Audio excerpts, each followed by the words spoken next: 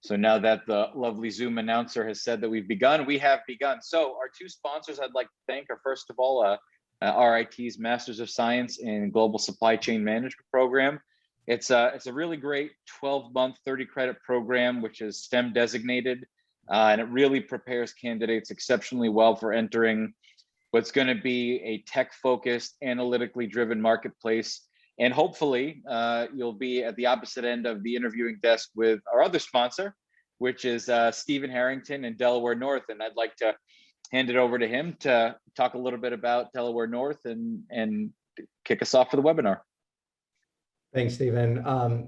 Before I show a quick little video, I'll give some folks just a general perspective of Delaware North. It's one of those companies I've worked for several that is a really big company that even people in the local area may not know so much about. So Delaware North is, before the pandemic, was a $4 billion privately held hospitality company that operates in the UK, Australia, and the US. In the US, we have what we call, subsidiaries. We have 6 different subsidiaries. One is gaming. So the casinos that we run, we're not in any major market like Vegas or Atlantic City, but in kind of the second tier markets. Another subsidiary called Parks and Resorts, where we have assets, hotels that are outside of national parks and state parks. Plus we operate within national parks and state parks. The next subsidiary is THS. So it's called Travel Hospitality Services. So we operate in, 25, 30 different airports across the United States, in the UK and Australia, providing, food, beverage, retail within those airports. Sports service, so operating food, beverage, retail within sports stadia, arena across the United States. We're in, 30 different Major League Baseball stadiums, hockey arenas, football stadiums. A group called Patina Restaurant Group, where we're in New York City, LA, and Disney, providing, I would say, high-end culinary experiences. And then the last group is what we call Boston Holdings. So we own TD Garden, that is the host to both the Boston Bruins and the Boston Celtics. And we also own the Boston Bruins. So that'll give you a little context, and I'm going to just share a very quick video that I think does a nice job of just giving a little bit of insight into Delaware North.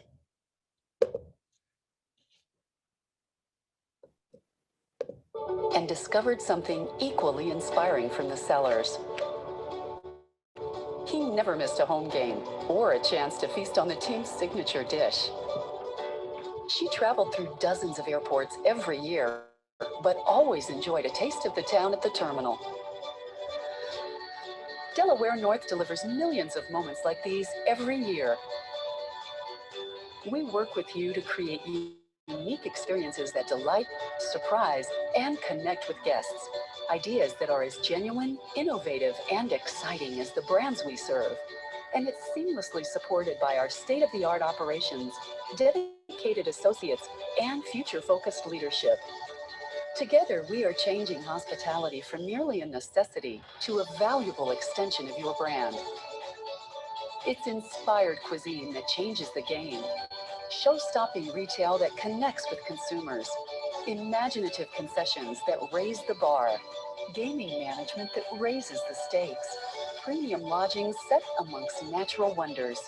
And world-class events that amplify the energy. We pride ourselves in thinking differently and always looking to the future to reimagine and redefine what's next.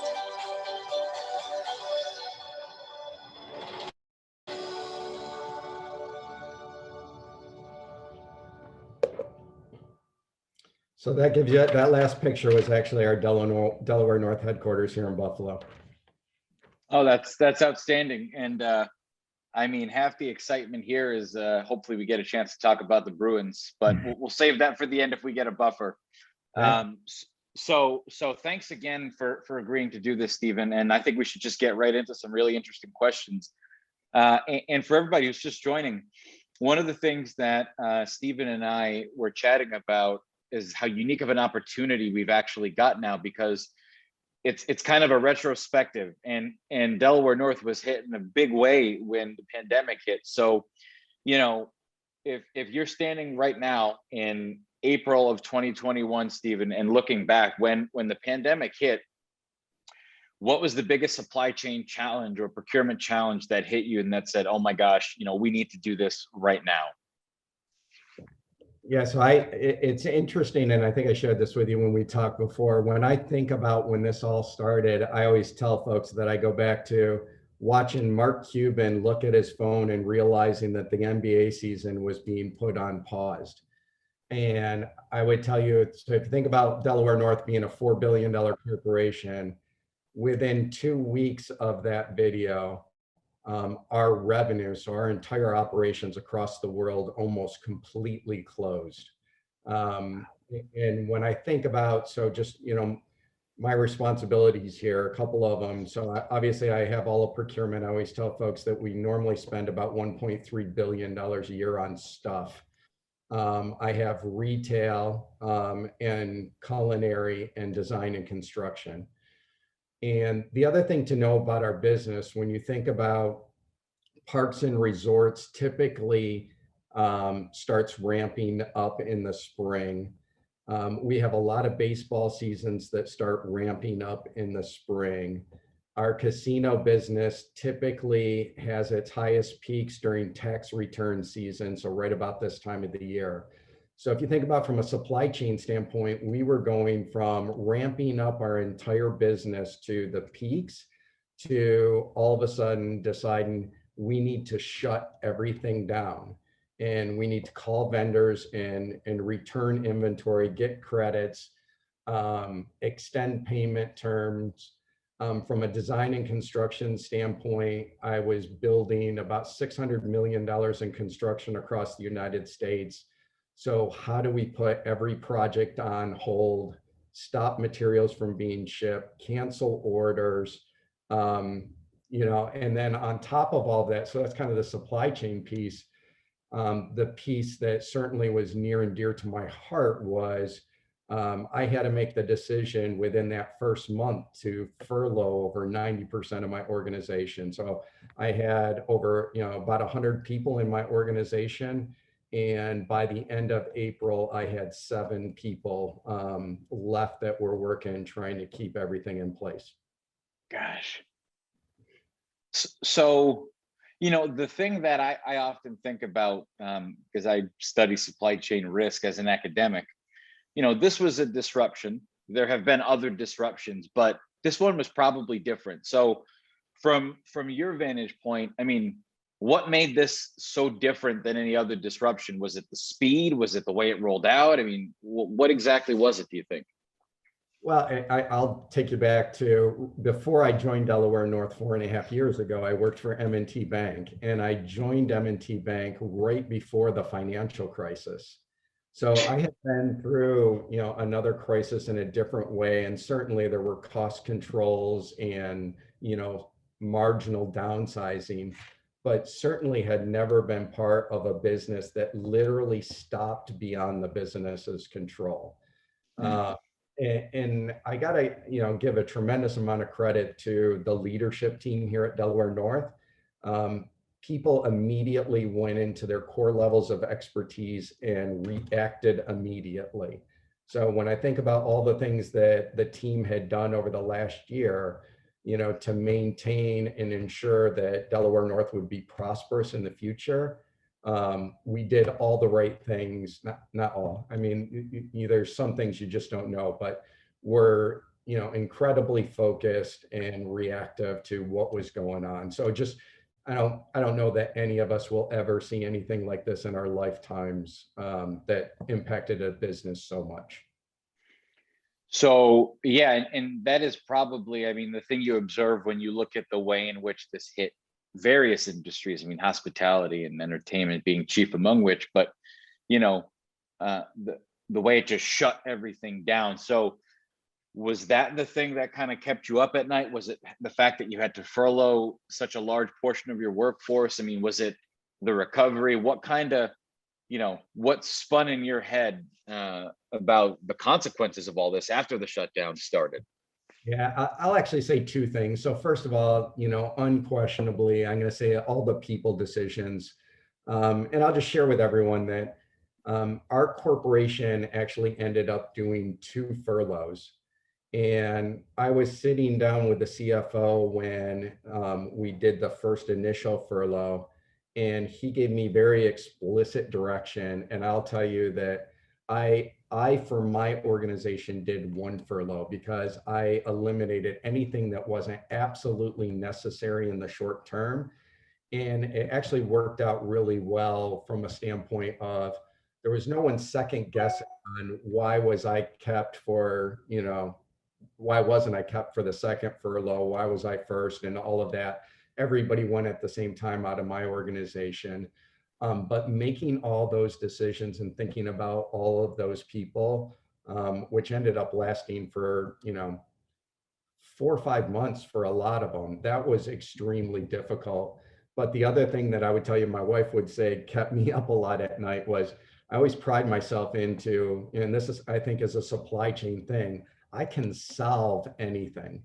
And I think it was the first time in my career that there was something, which was a pandemic. I can't solve a pandemic. And, anything that we could do to help the business, that's what we were trying to think of. And there just wasn't anything we could do. Mm. Yeah, so you touched on something that I'm interested to hear about. So, I mean, you are the organization's chief supply chain leader. When you're thinking about solving or at least mitigating to whatever extent possible, I mean, what did you prioritize? When you had to furlough, that was the explicit direction. Okay, done. But then thinking about direct spend or indirect spend or how to cut what where, I mean, what were your priorities in terms of steering the ship from a supply chain standpoint? I mean, what did you prioritize? Out of the gate, certainly it was anything to do with, financial improvement, given we had no revenue coming in, right? So Okay. Immediately we changed payment terms, right? So we were pushing all of our accounts payable out, 90 to 160 days, right? Wow. So that's one piece of it. The other was looking at all of those products and services that you could either cancel, return, renegotiate. And interestingly, right out of the gate, we were able to return a ton of food and beverage and get our inventories down. But then everything else was around sustaining and protecting the assets we had in place. So it was a lot of services, a lot of technology. So renegotiating those and either adding term onto the end of the contract so that we could get a period of time now for nothing or very little, getting concessions and rebates from our partners. But one of the things that I think myself and my team did that has certainly helped Delaware North overall was through that time period, we took our top 20 to 30 vendors and we started meeting with them every week and giving them a very transparent update on where we were as an organization, what our plans were, even to the point when we went out and got additional financing, understanding what financing we got, what covenants did that put in place that was going to restrict us for a period of time. And that transparency, when I think back, today, when the country flipped on the switch a month ago and everybody was starting to order food, beverage, because stadiums were opening, restaurants were opening, there are a lot of different places that are getting short shipped and not getting the inventories that they need. But because of the partnership that we had done over the last year, I can tell you we were the last ones where we weren't getting short shipped at all because of the relationship that we enhanced and maintained over that period of time. So do you think that's a key lesson that, during times of crisis, I mean, we always talk in good times, we want to manage supplier relationships well, but was that codified during this, that just managing the relationships that you have with your suppliers will pay off dividends in the long term, even through a crisis? Absolutely. And actually, I'll tell you that our CEOs came out even before the pandemic and said one of the key things we wanted to focus on as an organization was partnerships and relationships. And when I think about it, whether it was the financial institutions that we have, whether it's the clients that we provide these services to, or any of our supply partners, those relationships certainly significantly helped throughout this crisis, getting us through that. And it also identified, I'm going to say those clients, those relationships that going forward, we don't want to have, because we know who we can count on during that term. One of the examples I'll give to you guys is, Pepsi is an extremely large supplier to us. We had a meeting every Friday with their chief customer officer, giving them every update under the sun. They partnered with us on a project we called Safer Stadia.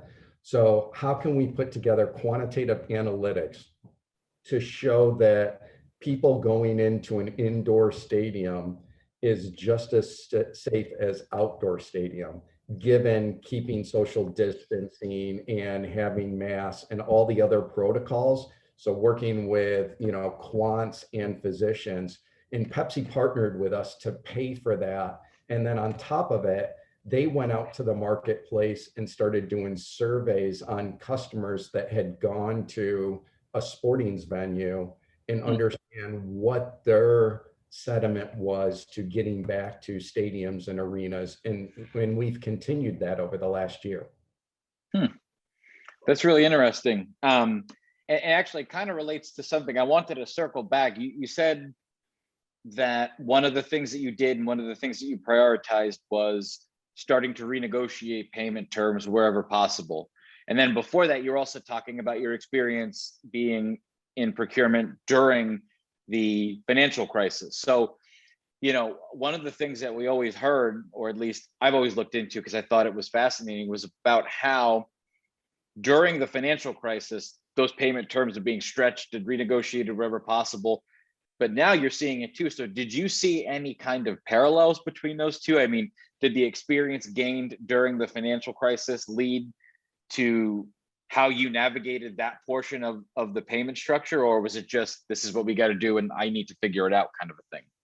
No, I mean, certainly there was some parallels, right? So, even during the financial crisis, it was all about, pushing out payment terms and where there were opportunities to renegotiate agreements, given volumes had reduced, services had reduced. But this was a whole different level. I mean, I'm going to say the sense of urgency around it. And I'll say, even for myself, when you think about it, I had a team of 7 people. Literally, I'm having these conversations with executives from our partners, frankly, owners of corporations that we do business with. And again, I would say one of the things I pride myself in, and I think it played out extremely well throughout the crisis, was just being extremely transparent, right? I think everybody is willing to help and support you as long as you're being transparent with them on the situation. And I think that certainly put us in a good situation.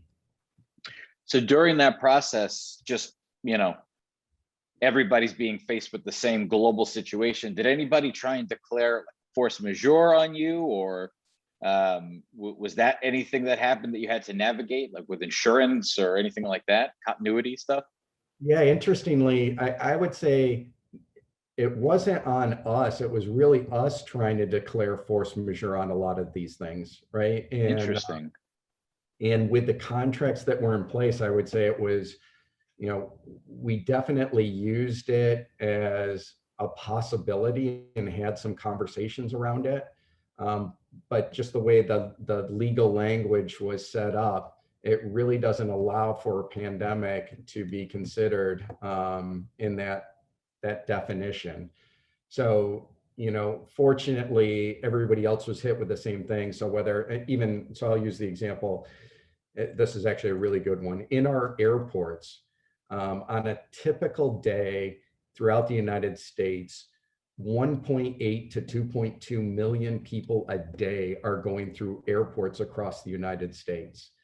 In the month of April last year, I think there was one day that there was about 80,000 people going through all the airports. So when you think about the volume, and in airport business, you have a minimum rent that you have to pay. And so all of a sudden, if you have virtually zero volume, how can you afford to pay any minimum rent? Because there's no business there. I mean, even today, you know, the airport business is back to about 40 to 50%. So, you know, we're running 1.3 million people through the airports on a daily basis, but it's still a far cry from 2.4 million. So it was really us trying to declare that force majeure. And I would say it was more of a positioning to say, listen, we need to come together and negotiate terms that will work for both of us, because this isn't going to work for us. And if you want us to be a viable partner going forward, we have to work together now to solve this. That's really interesting. And it's staggering, just the numbers. I mean, I remember seeing the pictures of airports and how desolate they were, and, you know, kind of gave me chills up my spine in the strangest way. But one of the things that's kind of interesting about your business is that it's really multifaceted, right? It isn't monolithic in terms of you've got this one thing that you do, you've got all these different streams. So over the course of the past year, have there been any business lines that have done surprisingly well and you didn't expect, or others that have fared worse than you expected? I mean, what does kind of the spread look like overall across the businesses? Yeah, sure. So yes to both, right? So the one thing that actually, one part of our business that actually did okay during the pandemic, when you think about hospitality, was the casinos. Casinos especially, so again, not in Las Vegas, not in Atlantic City, but when you think about, you know, Arkansas or Ohio or West Virginia, you know, we own the casino out in the Finger Lakes by Rochester. We have one here in Buffalo. Those regional casinos, when nobody could go anyplace else, those casinos, even though the occupancy was reduced to 25% and you had to have 6 feet of distancing, it was the only place that was open. And so fortunately, especially as we manage and built up expenses from the ground up so that we only had what we absolutely needed to operate it, those ended up being highlights. On the parks business, so when you think about, you know, the only place people felt comfortable was being outside. And so attendance at the national parks, and you had to have reservations. An example, Shenandoah on the East Coast had its best year ever last year from an attendance standpoint, because on the East Coast, it was like the only place people could go to. But then there were other ones, like we run Kennedy Space Center and the Grand Canyon. What you may not realize about those two sites is, you know, about 40% of the people that normally attend those locations on an annual basis are international. So those people aren't even allowed in the country, right? And so that ended up being a significant challenge. And then our Patina restaurant group, when you think about New York City and LA, probably closed down for the longest out of, you know, any of our different subsidiaries. Wow. Yeah, I wouldn't have thought that the Grand Canyon with the international presence, but I mean, it makes perfect sense. And so, you know, all of these things, the past couple components that we've been discussing kind of lead me to where you're at now. So we did the retrospective and it's been a wild year, lessons learned, things prioritized and all that kind of stuff. But now, as you're transitioning into what looks to be hopefully somewhat brighter of a summer with reopening, and I just saw this morning that, you know, Europe is going to allow Americans in, hopefully vice versa. What are you thinking about in terms of supply chain planning and just everything? I mean, what is your mindset now transitioning into the next phase? So I'm gonna take that question backwards, right? So I think it's one of the things that I think worked out significantly well for just my own personal development over the last year was at the very beginning of the crisis. The three executives that run the corporation and the family asked myself and two other folks to lead up what we called, you know, our enterprise resumption. And in order to develop that enterprise resumption plan, first of all, we had to shut down a $4 billion business that normally doesn't shut down for an hour, let alone weeks or months at a time. And so we created this group, and I laugh with everyone. The first thing that they made me explicitly responsible for was the health and safety plan for Delaware North overall for the entire corporation globally. And that was one element of our resumption plan. But in addition to it, think about workforce planning, whether it's taking down all those resources or building them back up. Facility readiness, right? So how can we minimize the expenses, shut down a facility, reduce the number of services, but then 2 months later, ramp all of that back up? Marketing and advertising, again, shut everything down because we can't do anything. We don't know how long it's going to last. But when we open the doors back up, what are all the things we're going to do to bring back the guests that are out there? Technology and systems, right? Again, shutting down, starting up, all the work that has to go into that. Procurement and supply chain, we've talked about a lot of that. That was another element. Finance and cash. So certainly our team was working very closely with the CFO and their entire team to conserve cash and make sure that we had liquidity. And then, the last piece was around legal and contracts. So when I think through all of those elements, there was a shutdown process. And then after that, as business started to come back, every business, every unit had to ramp back up in the same way.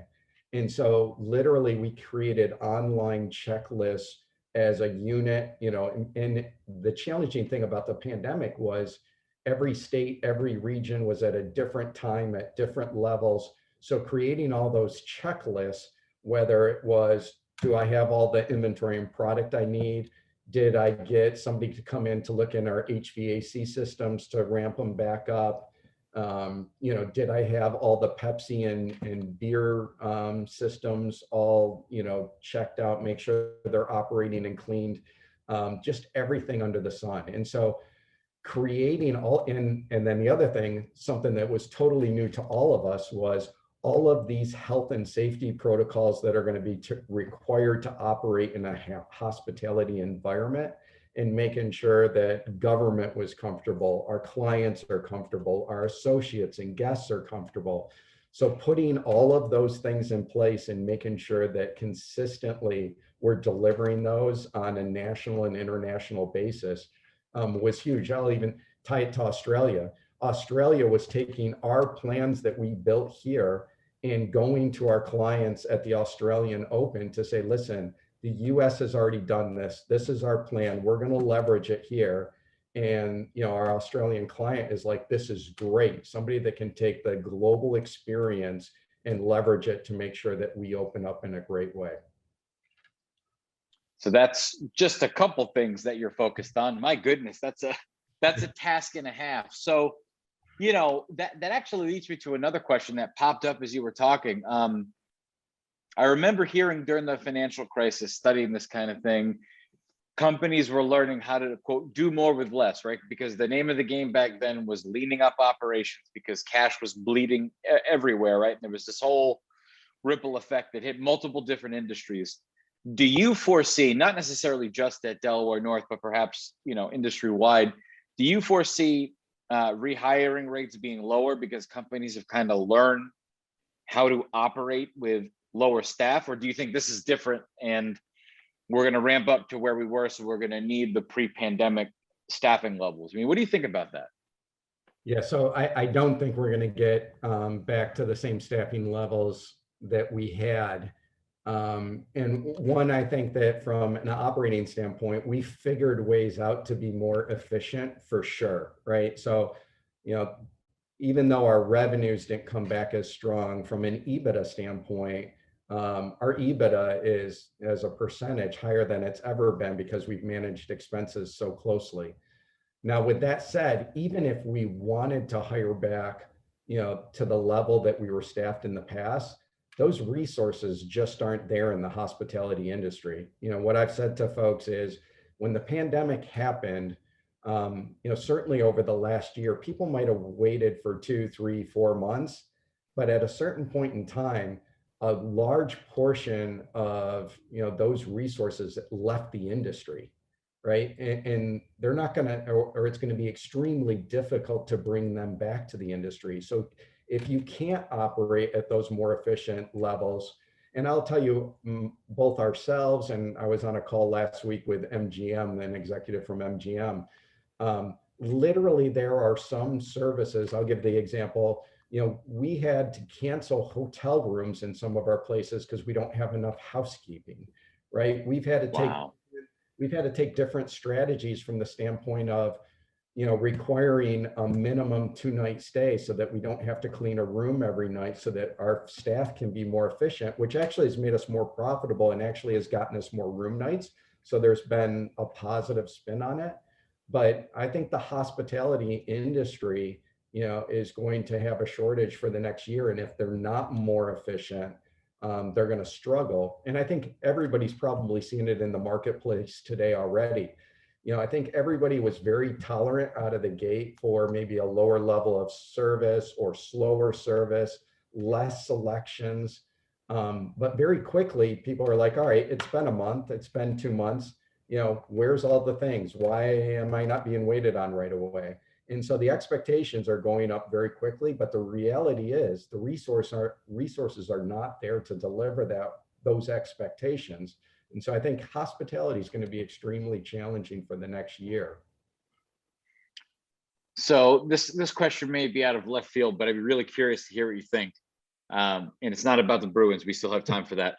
No, so if I were to take a poll of, let's say, you and 10 of your colleagues being other chief supply chain personnel across similar industries or even different industries, right?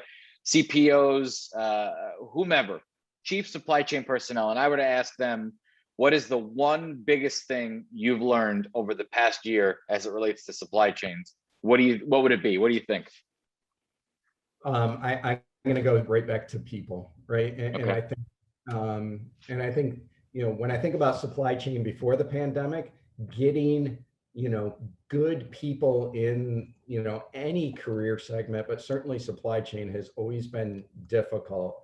And, when I look at the way we as an organization treated transparency, communication, respect, that is the future to our organization. And, some people could have said, I'm going to say for myself, that out of the gate, I probably went harder and deeper in cuts within my organization than anybody else.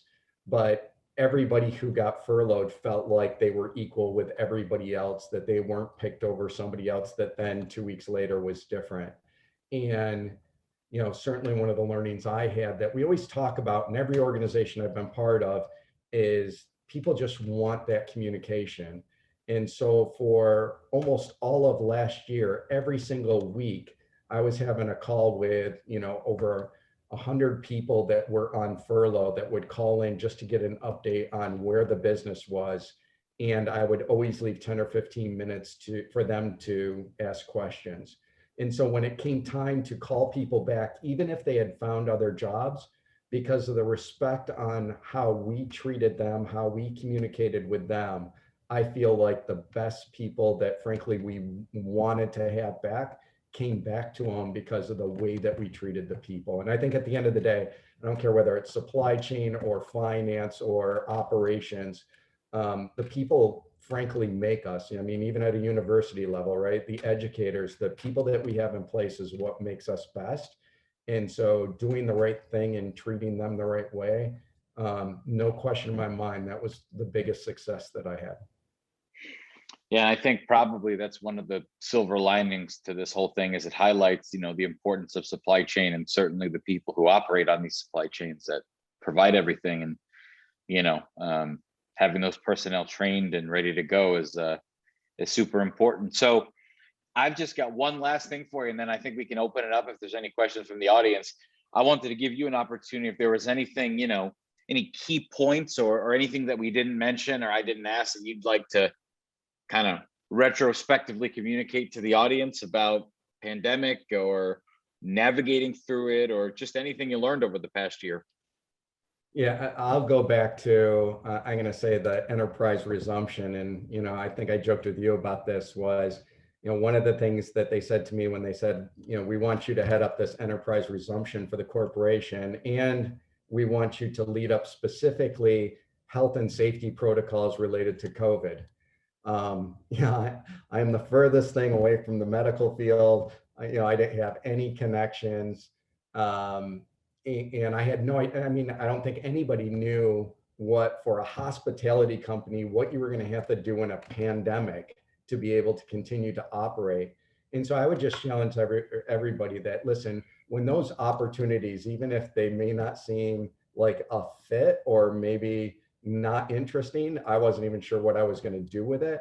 I would tell you unquestionably, it has been the biggest highlight from my career for the last year. I've got several physicians that I talk to weekly. The family that owns it, I'm the key resource to providing updates, whether it's protocols, whether it's associate related to COVID. It was a great learning. It was great connections. I would say that actually the chairman of our corporation asked me, who do you think has the best health and safety program in our industry?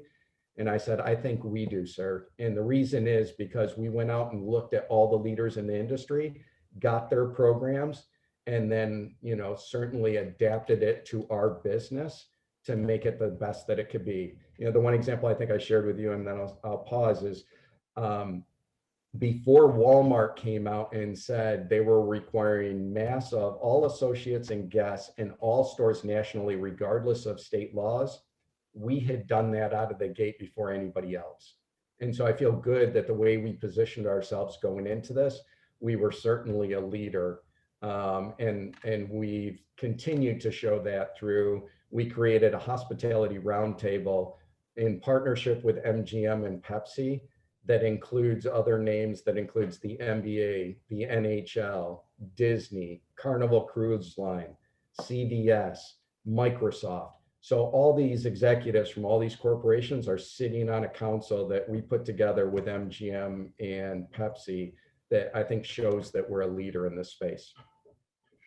Well, the real question is, interacting with all those physicians, being a procurement person, did you negotiate a deal on the services that you need?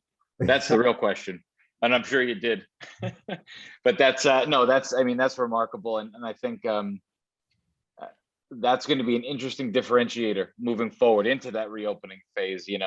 For most people, I think, want to feel safe when they go to a place or a hospital, or a hotel or an airport, and knowing that a company who runs the operations is doing that, I think is a really beneficial thing. So that's good to hear.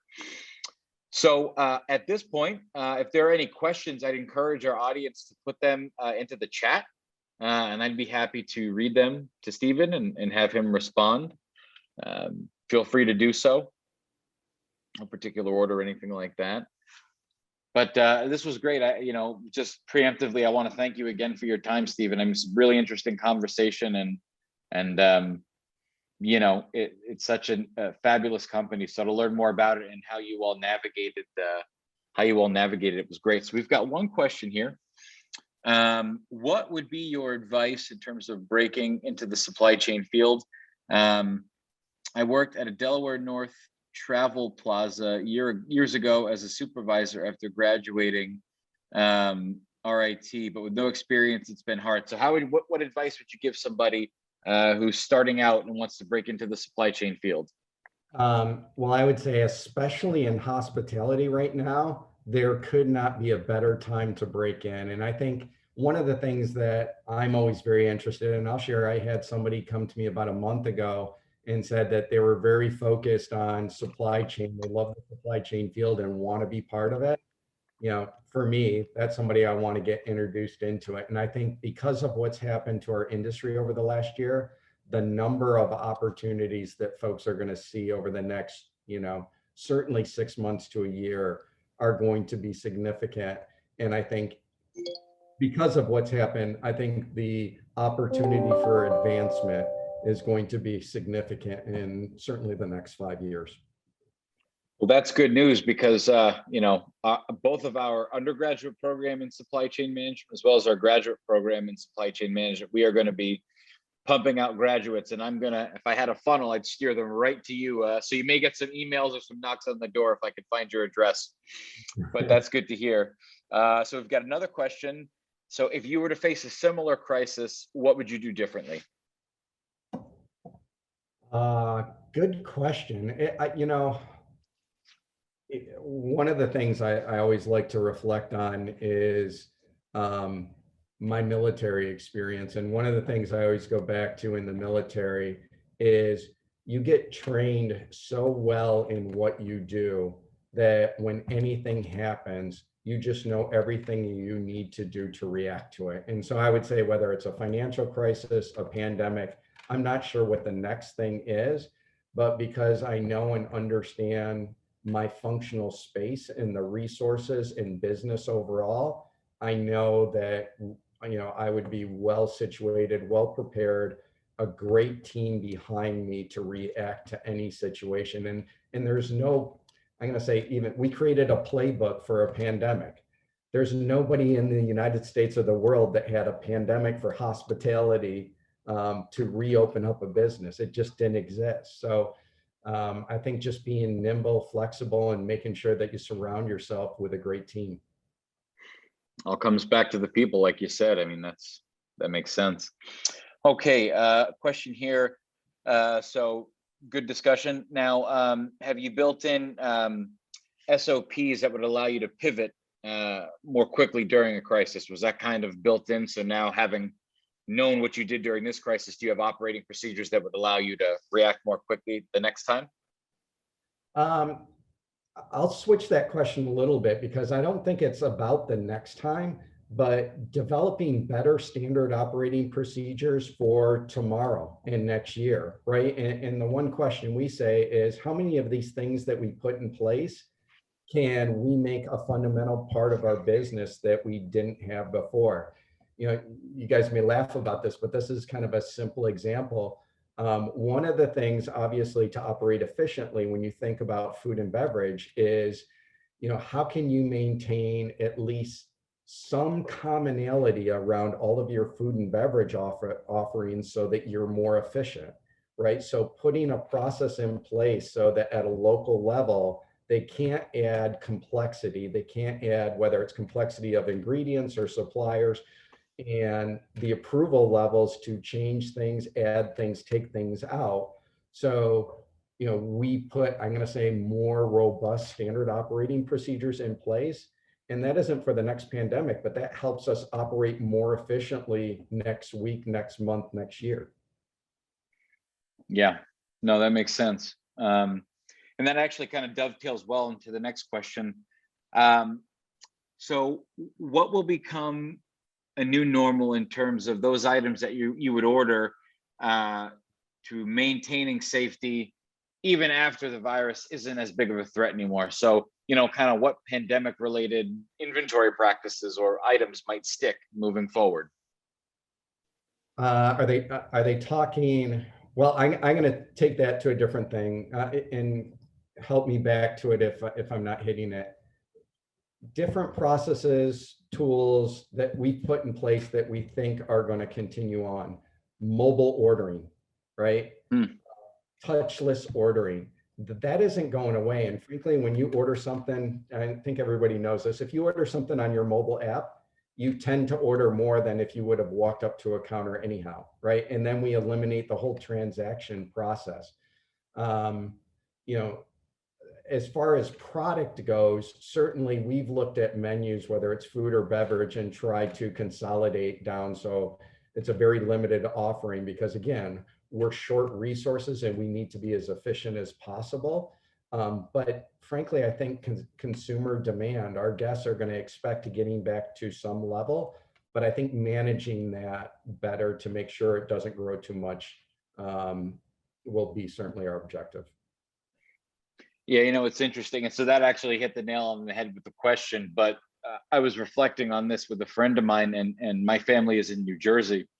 And so when I've gone down there since I've been vaccinated and we've gone out to a restaurant, And one of the things that I think I'm most happy about that's going to stick around for some period of time are those dividers, these plastic dividers that they have. Because before, if you're sitting at a table and you're having a conversation, you know, someone could kind of lean over and interrupt your conversation. Now, at least there's a barrier that they would hit their head on before they would do that. So that makes me happy. But the mobile ordering, things like that, you know, that's it's going to be fascinating to see how that goes. But I think actually that was our last question. So Stephen, I want to again really thank you so much for your time. It's been an illuminating discussion. Want to thank, of course, Delaware North for allowing us to have this, and RIT's MS and Global Supply Chain Management Program. And I hope everybody enjoyed the conversation, and thank you very much.